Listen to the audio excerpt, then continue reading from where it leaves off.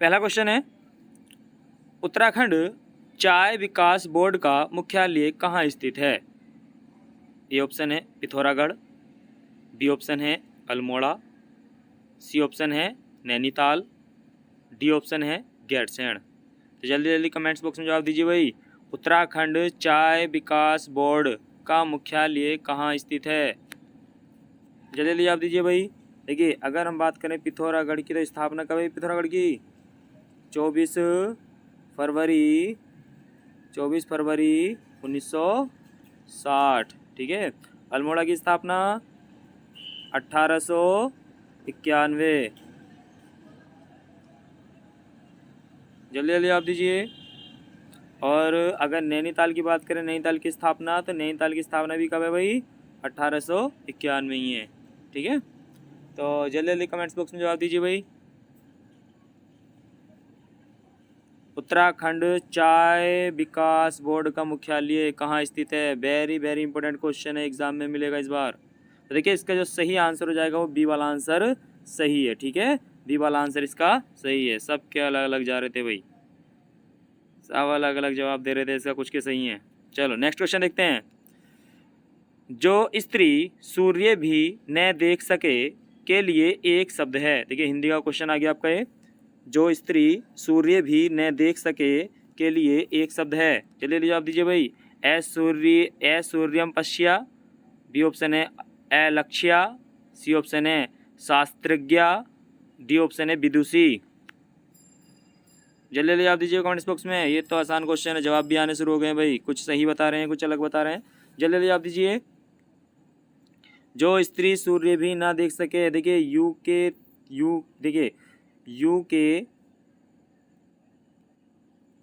UK triple SC में कई बार question आ चुका है ये। ठीक है। और उत्तर प्रदेश में भी ये कई बार क्वेश्चन आया एग्जाम में। यूपी पीसीएल में भी आया था, और उत्तर प्रदेश जो क्लर्क का एग्जाम था उसमें भी ये क्वेश्चन था, और उत्तराखंड 2016 वाली वीडियो वाले में भी ये क्वेश्चन था, और अभी हाल ही में जो एग्जाम हुआ था उसमें भी आया था question. Very very important question है। जो स्त्री सूर्य भी न देख सके के लिए एक शब्द क्या होगा? जल्दी जल्दी कमेंट्स बॉक्स में जवाब दीजिए भाई। लगभग सभी के जवाब सही आ रहे हैं, कुछ अलग दे रहे हैं इसके जवाब। वेलकम, सभी का वेलकम है भाई क्लास में। और जो पहली बार वो चैनल को सब्सक्राइब कर लें। ऑनलाइन क्लास है आपकी, 50 क्वेश्चन होते हैं लगभग। देखिए, क्वेश्चन 50 से ज़्यादा ही मिलते हैं, क्योंकि कुछ क्वेश्चन मैं आपको बीच में बता देता हूँ। तो इसका देखिए सही आंसर है ए वाला। ठीक है, ए सूर्य पश्या। ठीक है, जो स्त्री सूर्य भी ना देख सके उसे क्या बोलते हैं एक शब्द में? ए सूर्य पश्या। ठीक है, तो पहला वाला आंसर इसका सही है। ठीक है, और जो ज़्यादा पढ़ी लिखी महिला होती है उसे क्या बोलते हैं? विदुषी। नेक्स्ट क्वेश्चन देखते हैं। दिए हुए शब्दों में भिन्न अर्थ वाला शब्द है। भिन्न शब्द बताना भाई। इसमें से किसी तरीके से 3 जो है वो समान है, लेकिन एक शब्द क्या है वो अलग है। जल्दी जल्दी जवाब दीजिए कमेंट्स बॉक्स में। जवाब भी आने शुरू हो गए हैं। जल्दी जल्दी जवाब दीजिए भाई। ए ऑप्शन है आत्मजा, बी ऑप्शन है नंदिनी, सी ऑप्शन है भार्या, और डी ऑप्शन है कन्या। जल्दी जल्दी जवाब दीजिए। बहुत ही आसान क्वेश्चन है, जल्दी जल्दी जवाब दीजिए भाई। भिन्न शब्द बताना है आपको। लगभग सभी के जवाब सही जा रहे हैं, कुछ ही अलग थे। सभी का वेलकम है क्लास में भाई। देखिए, इसका जो सही आंसर है वो सी वाला आंसर है। ठीक है, देखिए वीडियो को शेयर भी करते रहें, और जो चैनल पर पहली बार है वो चैनल को सब्सक्राइब कर लें। 50 क्वेश्चन मिलते हैं रोज़ आपको ये, और एक तरीके से आपका उत्तराखंड प्रैक्टिस सेट है। नेक्स्ट क्वेश्चन देखते हैं। बाबर को कलंदर की उपाधि क्यों दी गई थी? बाबर को कलंदर की उपाधि क्यों दी गई थी? देखिए, आरआरबी में आया था भैया 2006 में क्वेश्चन। जल्दी जवाब दीजिए भाई। ए ऑप्शन है बाबर की उदंडता के लिए, बी ऑप्शन है बाबर की बुद्धिमानी के लिए, सी ऑप्शन है बाबर की उदारता के लिए, डी ऑप्शन है आपका बाबर की विजय के लिए। जल्दी जल्दी जवाब दीजिए भाई। बाबर को कलंदर की उपाधि क्यों दी गई थी? देखिए, अगर बाबर की बात करें तो बाबर 1526 में भारत का राजा बना था। ठीक है, और 1530 में क्या हो गई थी? इसकी मृत्यु हो गई थी। ठीक है, तो बाबर ने जितने भी युद्ध लड़े थे सभी में जीता था। तो बाबर देखिए, पानीपत का जो युद्ध लड़ा था 1526 में, वो इब्राहिम लोदी और बाबर के बीच हुआ था, जिसमें इब्राहिम लोदी पराजित हुआ था। तो जल्दी जल्दी इसका कमेंट्स बॉक्स में जवाब दीजिए भाई, जल्दी जल्दी। बहुत ही आसान क्वेश्चन है। बाबर को कलंदर की उपाधि क्यों दी गई थी? देखिए बाबर को जो कलंदर की उपाधि दी गई थी, लगभग कुछ के क्वेश्चन सही हैं इसमें, कुछ अलग बता रहे हैं। अरे अलग नहीं है भाई, अरे इसका सही जो है वो तीसरा वाला, ठीक है। बाबर की उदारता के कारण क्या किया गया था? इसे कलंदर की उपाधि दी गई थी भाई, उदारता के लिए, ठीक है। क्योंकि ये जनता को बहुत खुश रखता था, और इसने जब ये क्षेत्र जीत लिया था तो जो काबुल की जनता थी वहाँ पर चांदी के सिक्के भी बढ़वाए थे इसने, ठीक है। शाहरुख नामक जो सिक्का था वो इसने वहीं पर बढ़वाया था, ठीक है। कहाँ पर? काबुल में, ठीक है। तो उदारता के लिए इसे कलंदर की उपाधि दी गई थी। नेक्स्ट क्वेश्चन, उस शब्द का चयन कीजिए जो बाकियों से भिन्न है। इसमें भी अलग बताना है भाई, ये तो बहुत आसान क्वेश्चन है। देखिए जवाब भी आने शुरू हो गए हैं, जल्दी जल्दी जवाब दीजिए भाई। उस शब्द का चयन कीजिए जो भिन्न है, भी अलग बताना भी। तीन किसी तरीके से समान है लेकिन एक क्या है वो अलग है। ए ऑप्शन है दही, बी ऑप्शन है मक्खन, सी ऑप्शन है तेल, और डी ऑप्शन है पनीर। जल्दी जल्दी जवाब दीजिए कमेंट्स बॉक्स में। आपको जवाब देना है भाई ये कि ये जो दही है ये स्त्रीलिंग है या पुल्लिंग है, ठीक है। जवाब देना भाई, कमेंट्स बॉक्स में जवाब देंगे सब। ये दही स्त्रीलिंग है या पुल्लिंग है, ठीक है। जल्दी बताएंगे, बताइए भाई जल्दी जल्दी। उस शब्द का चयन कीजिए जो वाक्यों से भिन्न है। लगभग सभी के जवाब सही आ रहे हैं। देखिए इसका सी वाला आंसर सही है, तेल इसमें भिन्न है भाई। देखिए दूध से ही बनते हैं, दूध से दही बनता है, मक्खन बनता है और पनीर बनता है, लेकिन तेल क्या है ये अलग हो जाएगा, ठीक है। और देखिए ये जो है दही क्या है? पुल्लिंग है, ठीक है। दही खट्टा होता है, ठीक है। तो दही क्या है? पुल्लिंग है। दही, ये जो दही शब्द है इसके बिना उत्तराखंड और उत्तर प्रदेश का एग्जाम अधूरा है। हर बार मालूम करते हैं कि निम्नलिखित में से कौन सा शब्द एक पुल्लिंग है, तो क्या है? दही क्या है? ये पुल्लिंग है, ठीक है। नेक्स्ट क्वेश्चन, निम्नलिखित में से किस अनुक्रम में महमूद गजनबी ने भारत पर आक्रमण किया था? बताइए भैया जल्दी। निम्नलिखित में से किस अनुक्रम में महमूद गजनबी ने भारत पर आक्रमण किया था? ए ऑप्शन है मुल्तान, पहले मुल्तान पर आक्रमण किया, कन्नौज पर किया, फिर थानेश्वर में किया, फिर मथुरा में किया, फिर कश्मीर में किया। बी ऑप्शन है कश्मीर, कन्नौज, मथुरा, मुल्तान, थानेश्वर। सी ऑप्शन है कश्मीर, मुल्तान, थानेश्वर, कन्नौज, मथुरा। और डी ऑप्शन है मुल्तान, थानेश्वर, कश्मीर, मथुरा, कन्नौज। जल्दी जल्दी जवाब दीजिए भाई, जल्दी जल्दी जवाब दीजिए कमेंट्स बॉक्स में। महमूद गजनबी ने, देखिए महमूद गजनबी ने भारत पर 17 बार आक्रमण किया था, लेकिन इसका सबसे इम्पोर्टेंट जो युद्ध है वो 1025 का, जो सोमनाथ मंदिर को लूटा था इसने, ठीक है। और इसका जो अंतिम आक्रमण था वो 1027 में था जाटों के विरुद्ध, ठीक है। 1027 में इसका अंतिम युद्ध था, ठीक है। 1027 में महमूद गजनबी का भारत पर अंतिम आक्रमण था जो जाटों के विरुद्ध था, ठीक है। और सबसे फेमस जो था वो कौन सा था? वो सोमनाथ मंदिर वाला था जो 1025 में किया गया था। तो क्रम बताएंगे भाई सही वाला, जल्दी जल्दी जवाब दीजिए।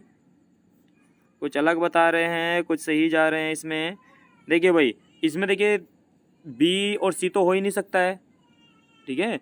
इसमें बी और सी तो हो ही नहीं सकता। देखिए डायरेक्ट कश्मीर में आकर आक्रमण नहीं कर सकता है, ठीक है। डायरेक्ट कश्मीर में आक्रमण नहीं करेगा, पहले तो मुल्तान में ही आक्रमण होगा, क्योंकि मुल्तान क्या था भाई, इधर पाकिस्तान अफगानिस्तान वाले क्षेत्र में था मुल्तान, ठीक है। तो देखिए इसका सही जो क्रम हो जाएगा, तो देखिए सबसे पहले कहाँ पर आक्रमण किया था महमूद गजनबी ने? डी वाला आंसर सही है। पहले मुल्तान पर आक्रमण किया था, मुल्तान से फिर थानेश्वर हरियाणा पंजाब वाला क्षेत्र था, फिर उसके बाद कश्मीर में आक्रमण किया था, कश्मीर से मथुरा में आक्रमण किया था, और लास्ट में कन्नौज पर आक्रमण किया था। तो इसका डी वाला आंसर सही है। स्क्रीनशॉट ले लेना, इसका क्रम एग्जाम में आता है, ठीक है। मुल्तान, थानेश्वर, कश्मीर, मथुरा और कन्नौज। तो आप देखिए शुरू में याद रखेंगे मुल्तान है और लास्ट में क्या है? कन्नौज है। नेक्स्ट क्वेश्चन, खानवा युद्ध विजय के बाद बाबर ने कौन सी उपाधि धारण की थी? खानवा युद्ध विजय के बाद बाबर ने कौन सी उपाधि धारण की थी? जल्दी जवाब दीजिए कमेंट्स बॉक्स में। ए ऑप्शन है कलंदर की उपाधि, दूसरा ऑप्शन गाजी की उपाधि, सी ऑप्शन है विजयी की उपाधि, और चौथा ऑप्शन है महान शासक बनने की उपाधि। जल्दी जल्दी कमेंट्स बॉक्स में जवाब दीजिए भाई। और जो चैनल पर पहली बार है वो चैनल को सब्सक्राइब कर लें, और वीडियो को शेयर करते रहें, अपने दोस्तों को शेयर करें। रोज़ 50 क्वेश्चन मिलते हैं। जल्दी जवाब दीजिए कमेंट्स बॉक्स में। देखिए खानवा का युद्ध, खानवा देखिए खानवा का जो युद्ध हुआ था, जल्दी जल्दी कमेंट्स बॉक्स में जवाब देंगे भाई, कब हुआ था खानवा का युद्ध?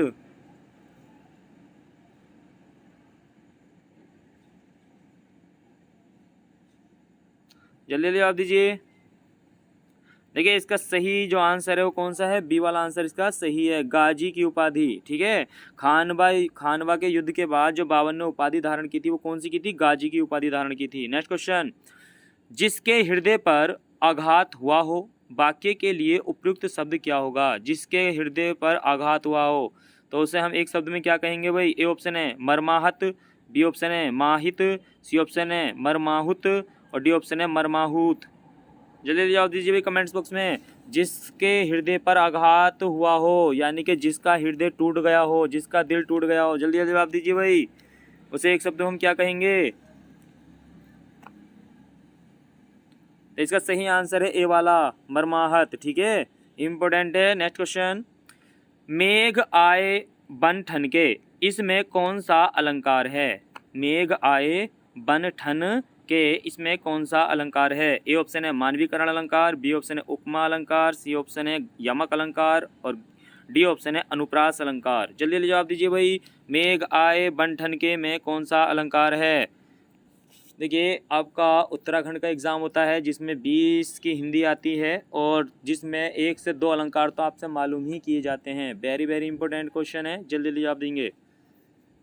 जवाब दीजिए भाई, अलंकार कौन सा अलंकार है? देखिए काव्य की शोभा बढ़ाने वाले शब्दों को क्या कहा जाता है? अलंकार कहा जाता है। ठीक है, काव्य की शोभा बढ़ाने वाले शब्दों को क्या कहा जाता है? अलंकार कहा जाता है। और अलंकार कितने प्रकार के होते हैं भाई? अलंकार 3 प्रकार के होते हैं और कहीं कहीं पर आपको मिलेंगे 2 प्रकार के। मुख्यतः 2 प्रकार के होते हैं, वैसे 3 प्रकार के। अर्थालंकार, शब्दालंकार और एक होता है आपका उभय अलंकार। ठीक है, उभय अलंकार भी होता है। ठीक है, तो इसका देखिए सही जवाब हो जाएगा आपका ए वाला, मानवीकरण अलंकार। जब किसी निर्जीव चीज़ की तुलना मानव से की जाती है तो उसमें मानवीयकरण अलंकार होता है। देखिए मेघ आए बन ठन के, मेघ कोई इंसान तो है नहीं जो कपड़े पहन कर आएगा। ठीक है, मेघ बादल, अब बादल ऐसा तो है नहीं भाई कपड़े पहन कर आएगा कि मेघ आए बन ठन के, तो मेघ कोई कपड़े जूते पहन के तो आएगा नहीं। तो यहाँ पर कौन सा अलंकार हो गया भाई? मानवीकरण अलंकार। नेक्स्ट क्वेश्चन,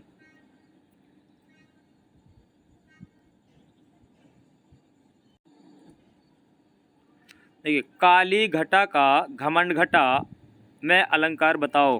भाई इसमें भी अलंकार बताना है आपको। एक और अलंकार का क्वेश्चन आ गया, काली घटा का घमंड घटा में कौन सा अलंकार है? ए ऑप्शन है अनुप्रास अलंकार, बी ऑप्शन है यमक अलंकार, सी ऑप्शन है श्लेष अलंकार और डी ऑप्शन है उपमा अलंकार। जल्दी जल्दी कमेंट बॉक्स में जवाब दीजिए भाई, बहुत ही आसान क्वेश्चन है। और जो चैनल पर पहली बार है वो चैनल को सब्सक्राइब कर लें, वीडियो को लाइक करें। अगर आपको किसी क्वेश्चन में डाउट होता है तो आप कमेंट बॉक्स में लिख सकते हैं, उसका जवाब मैं आपको बाद में दे दूंगा। ठीक है, तो बताइए भाई जल्दी जल्दी, बहुत ही आसान है। काली घटा का घमंड घटा, देखिए अगर हम बात करें काली घटा तो देखिए यहाँ पर घटा एक बार यहाँ पर आया है और एक बार घटा यहाँ पर आया है। ठीक है, काली घटा का घमंड घटा, तो देखिए एक तो यहाँ पर काली घटा मतलब बादलों की बात चल रही है और एक बार घटा का जो मतलब है वही वो घटाने से है। ठीक है, तो देखिए जब एक से जो देखिए जब समान शब्द 2 बार आता है या 2 से अधिक बार आता है या तो उसका अर्थ क्या होता है? अलग अलग होता है, तो उसमें यमक अलंकार होता है। तो इसका ख वाला आंसर इसका सही है, यानी कि बी वाला आंसर इसका सही है। ठीक है, देखिए श्लेष अलंकार यहाँ पर नहीं है, श्लेष अलंकार नहीं होगा। क्यों नहीं होगा? क्योंकि श्लेष अलंकार का मतलब क्या होता है? एक ही शब्द के 2 से अधिक अर्थ होते हैं। ठीक है, एक ही शब्द के। ठीक है, नेक्स्ट क्वेश्चन देखते हैं, काराकोरम दर्रा कहाँ स्थित है? ए ऑप्शन है जम्मू कश्मीर, बी ऑप्शन है हिमाचल प्रदेश, सी ऑप्शन है लद्दाख और डी ऑप्शन है दिल्ली। देखिए ये क्वेश्चन बहुत डाउट वाला क्वेश्चन होता है। इसमें देखिए अभी तक जो आप अगर देखते हैं तो जम्मू कश्मीर दिखाता है इसमें, लेकिन इसका जो सही आंसर हो जाएगा लद्दाख वाला हो जाएगा। क्योंकि अब वर्तमान में जो नया नक्शा है उसमें चीन है, चीन को जम्मू कश्मीर स्पर्श नहीं करता है। ठीक है, लेकिन ये जो दर्रा है काराकोरम दर्रा जो है वो चीन वाले क्षेत्र को भी स्पर्श करता है, तो इसलिए ये जो वर्तमान में पहुंचेगा काराकोरम दर्रा वो कहाँ पहुंचेगा? लद्दाख वाले में पहुंचेगा। ठीक है, इसका सी वाला आंसर सही है। नेक्स्ट क्वेश्चन देखते हैं, श्रीनगर और लेह को कौन सा दर्रा जोड़ता है? मोस्ट इंपोर्टेंट क्वेश्चन भाई, कई बार एग्जाम आया है। श्रीनगर और लेह को कौन सा दर्रा जोड़ता है? ए ऑप्शन है बड़ा लाचला दर्रा, बी ऑप्शन है माना दर्रा, सी ऑप्शन है जोजिला दर्रा, डी ऑप्शन है रोहतांग दर्रा। जल्दी जल्दी कमेंट बॉक्स में जवाब दीजिए भाई, बहुत ही आसान है, जल्दी जल्दी जवाब दीजिए कमेंट्स बॉक्स में, जल्दी जल्दी जवाब दीजिए, जल्दी जल्दी जवाब दीजिए। इसका देखिए सही जो जवाब हो जाएगा वो कौन सा हो जाएगा, जोजिला दर्रा। कौन सा हो जाएगा भाई, जोजिला दर्रा। सी वाला आंसर इसका सही है। श्रीनगर और लद्दाख को कौन सा दर्रा जोड़ता है, जोजिला दर्रा जोड़ता है। बहुत ही आसान क्वेश्चन था, लगभग सभी के जवाब सही आ रहे थे। देखिए आपको बताएं, देखिए एक है बड़ा लाचला दर्रा, ये कहाँ पर है बताइए भाई, बड़ा लाचला दर्रा ये भी हिमाचल प्रदेश में है, ठीक है। और रोहतांग दर्रा ये भी हिमाचल प्रदेश में है, तो ठीक है। तो आप ये बताएंगे जो माना दर्रा है ये कहाँ स्थित है, कमेंट्स बॉक्स में जवाब देंगे भाई। नेक्स्ट क्वेश्चन, आंसू काव्य के रचनाकार हैं। जो आंसू है वो किसकी रचना है भाई, जल्दी जल्दी कमेंट्स बॉक्स में जवाब दीजिए। आंसू किसकी रचना है। ए ऑप्शन है सुमित्रा नंदन पंत, बी ऑप्शन है सूर्यकांत त्रिपाठी निराला, सी ऑप्शन है जयशंकर प्रसाद और डी ऑप्शन है मैथिली शरण गुप्त। जल्दी जल्दी जवाब दीजिए भाई, जल्दी जल्दी कमेंट्स बॉक्स में जवाब दीजिए। बहुत ही आसान क्वेश्चन है, आंसू काव्य के रचनाकार हैं, जल्दी जल्दी जवाब दीजिए। आंसू काव्य के रचनाकार हैं, जल्दी जल्दी जवाब दीजिए। देखिए इसका सही आंसर हो जाएगा जयशंकर प्रसाद। देखिए आंसू, झरना ये सब किसकी रचना है, जयशंकर प्रसाद की हैं, ठीक है। तो नेक्स्ट क्वेश्चन देखते हैं, साच बराबरी तप नहीं, सच बराबर तप नहीं, झूठ बराबर पाप, जाके हृदय साच के ताके हृदय आप। बताना भाई ये किसकी पंक्तियां हैं। सच बराबर तप नहीं, झूठ बराबर पाप, जाके हृदय साच के ताके हृदय आप। चलिए जवाब दीजिए भाई। ए ऑप्शन है कबीर, बी ऑप्शन है जयसी, सी ऑप्शन है मीरा और डी ऑप्शन है रसखान। बताइए भाई किसकी पंक्तियां हैं ये। सच बराबर तप नहीं, झूठ बराबर पाप, जाके हृदय साच है ताके हृदय आप। बताइए भाई।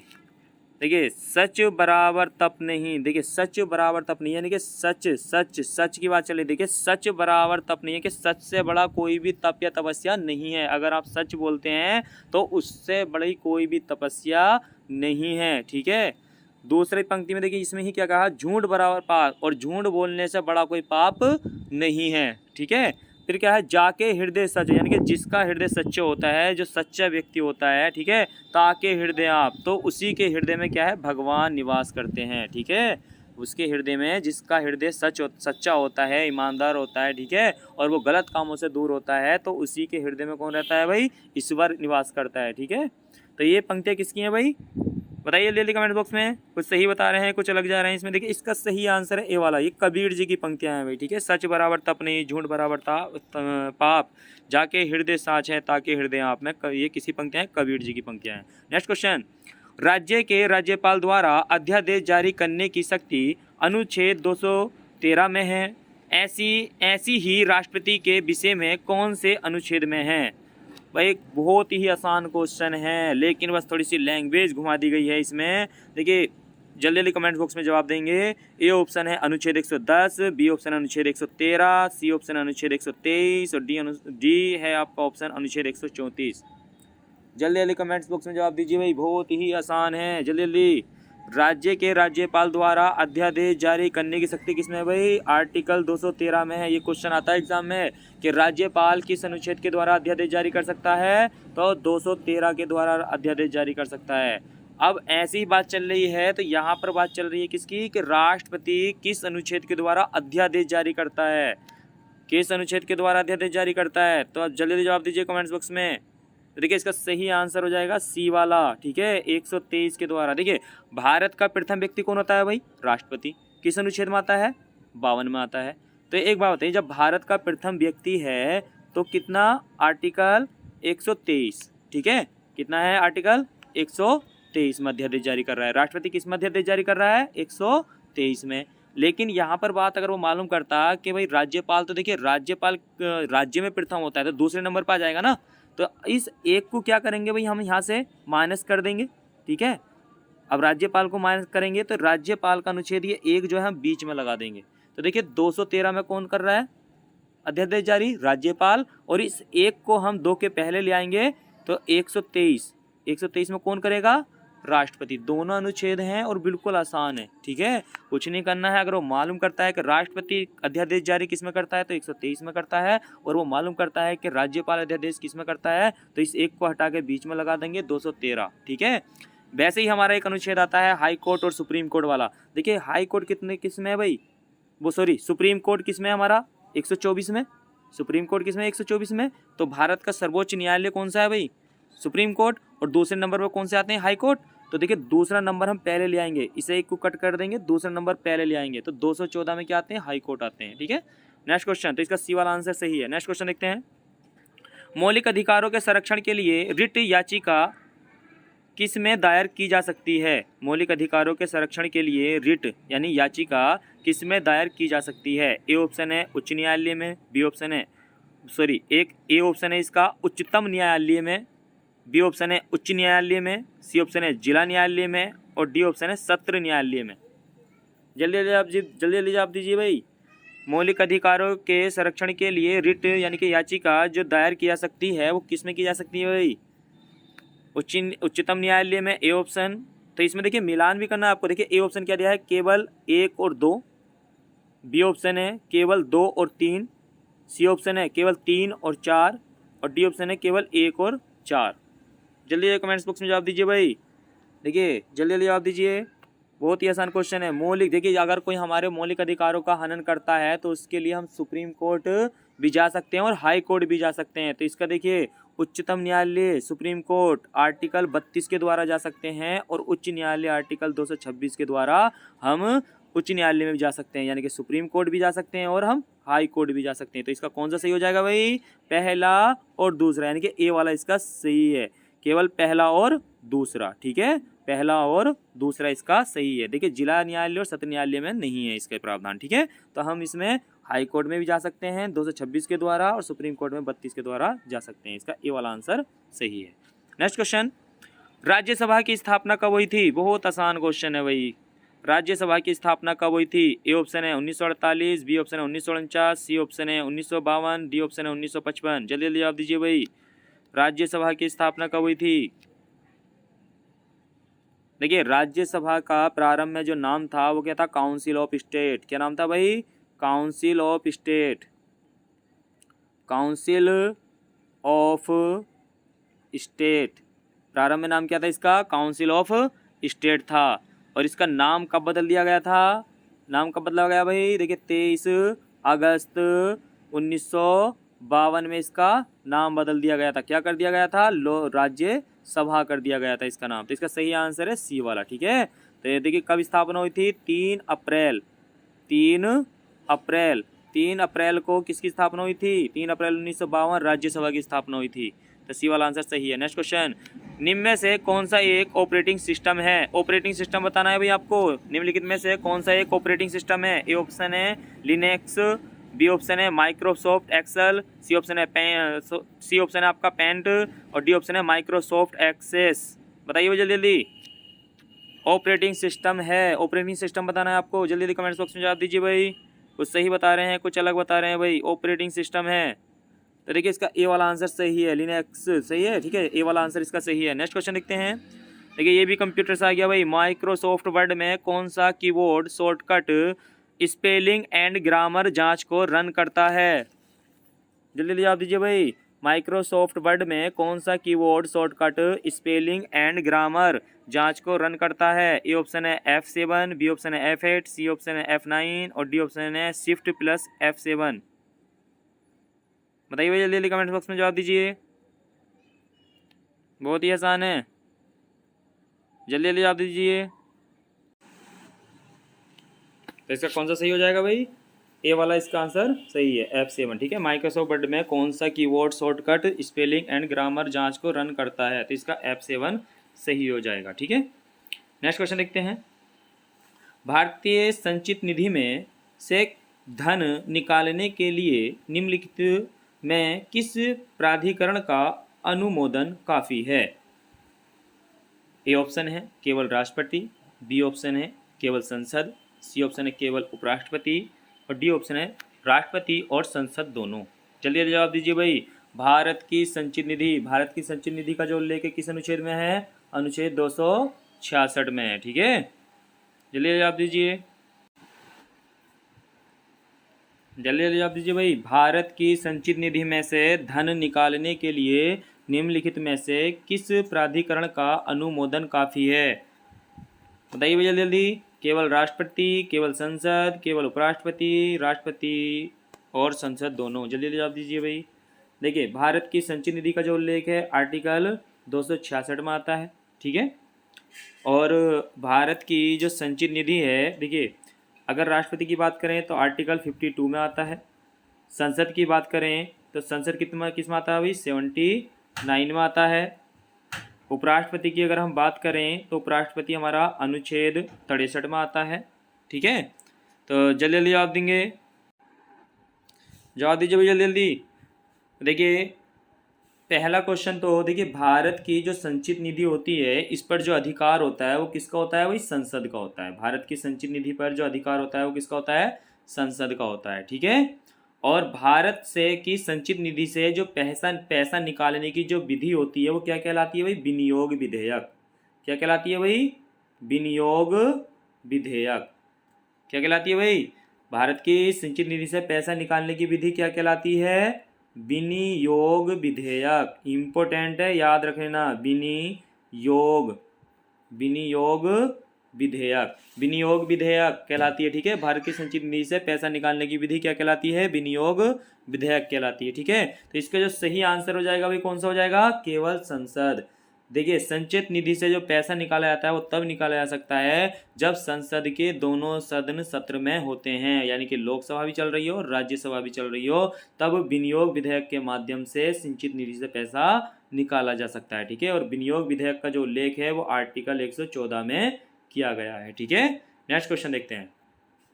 भारतीय सरकार द्वारा करों और अन्य प्राप्तियों से प्राप्त राजस्व किस में रखा जाता है? भारतीय सरकार द्वारा करों और अन्य प्राप्तियों से प्राप्त राजस्व किस में रखा जाता है? ए ऑप्शन है भारतीय संचित निधि में, बी ऑप्शन है भारतीय आकस्मिक निधि में, सी ऑप्शन है भारतीय सार्वजनिक खाता, या डी ऑप्शन है भारतीय रिजर्व बैंक में। बताइए भाई, भारत सरकार किस में रखती है पैसा? जल्दी जल्दी जवाब दीजिए भाई। भारत सरकार द्वारा कर, यानी कि जो कर वगैरह होते हैं, जीएसटी जमा होता है, कर होता है, या अन्य किसी तरीके से पैसा प्राप्त होता है, वो जो राजस्व होता है वो किस में रखा जाता है? जल्दी जल्दी कमेंट्स बॉक्स में जवाब दीजिए भाई। भारत की संचित निधि आर्टिकल 266। ठीक है, आकस्मिक निधि आर्टिकल 267। ठीक है, आर्टिकल 267 यानी कि 267, इसमें क्या आते हैं भाई? भारत की आकस्मिक निधि आती है। बताइए भाई जल्दी जल्दी।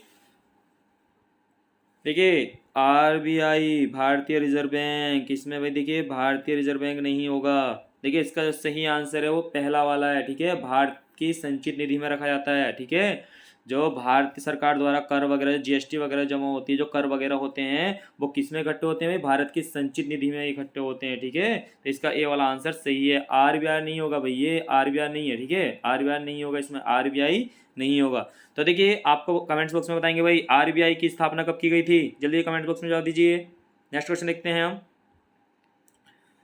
तो इसका कौन सा था भाई? भारत की संचित निधि में इकट्ठा होता है। नेक्स्ट क्वेश्चन, भारतीय संविधान में 29 अगस्त 1947 किसके लिए जाना जाता है? बहुत आसान क्वेश्चन है। ए ऑप्शन है संविधान सभा की स्थापना, बी ऑप्शन है प्रारूप समिति की स्थापना, सी ऑप्शन है संविधान सभा द्वारा संविधान माननीय कर लिया गया, डी ऑप्शन है इनमें से कोई नहीं।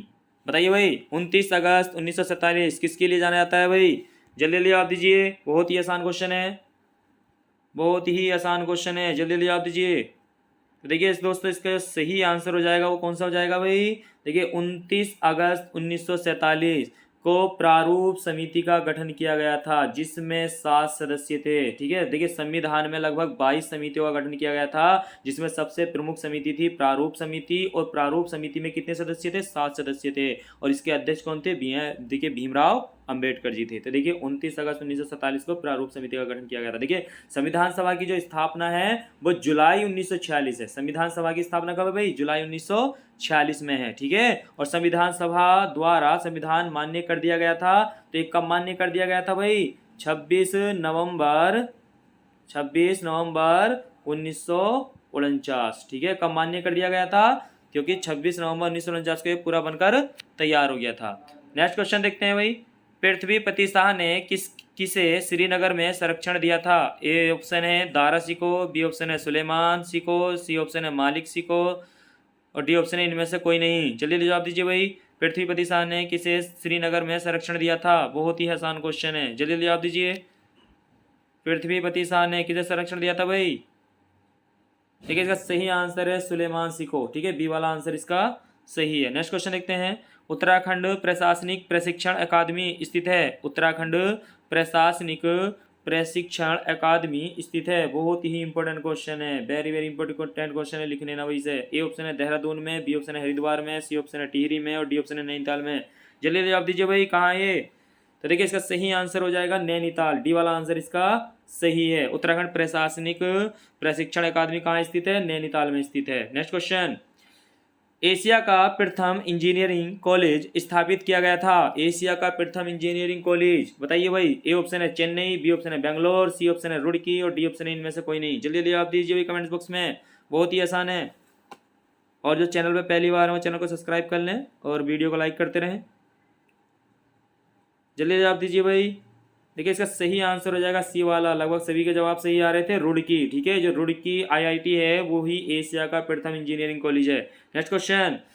मत्स्य नीति लागू करने की पहल करने वाला उत्तराखंड देश का पहला राज्य है। यह नीति लागू की गई थी, बताइए भाई। मत्स्य नीति कब लागू की गई थी? ए ऑप्शन है 2000 में, बी ऑप्शन है 2001 में, सी ऑप्शन है 2002 में, सी और डी ऑप्शन है 2003 में। जल्दी जल्दी जवाब दीजिए भाई। मत्स्य नीति लागू करने की पहल करने वाला उत्तराखंड देश का पहला राज्य है। ये नीति लागू की गई थी, तो जल्दी जल्दी जवाब दीजिए। तो देखिए इसका सही आंसर कौन सा हो जाएगा भाई? कुछ के जवाब सही आ रहे हैं इसमें, कुछ अलग जा रहे हैं इसमें।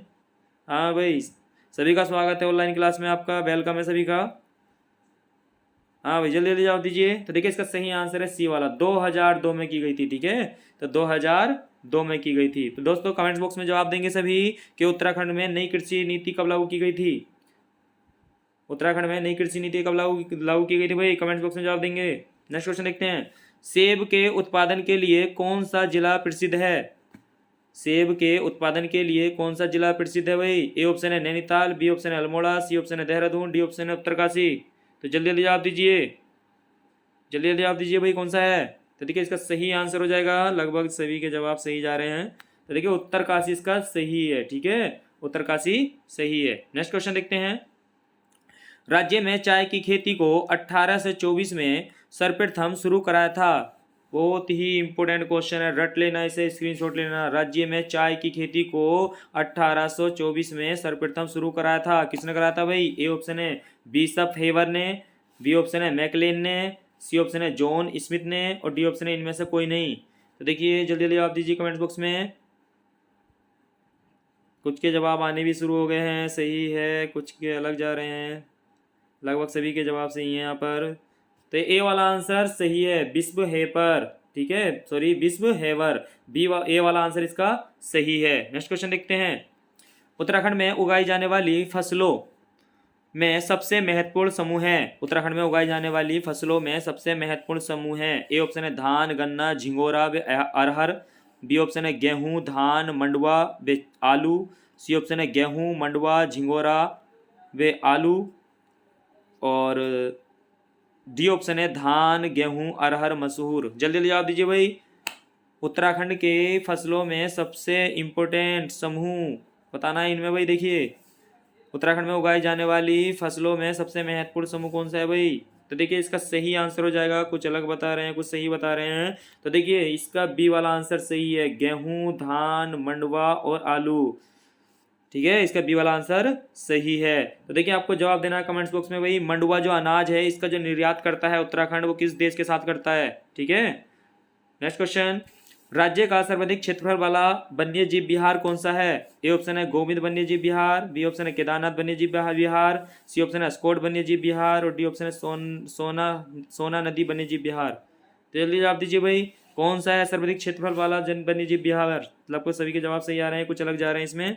तो देखिए इसका सही आंसर हो जाएगा बी वाला, केदारनाथ वन्य जीव विहार। नेक्स्ट क्वेश्चन, कुमाऊं का प्रथम कमिश्नर कौन था? A option E Gardner, B option है sir Henry Ramsay, C option है GW ट्रेल और डी ऑप्शन है JH ब्रेटन। जल्दी जवाब दीजिए भाई, बहुत ही आसान है, जल्दी जल्दी जवाब दीजिए।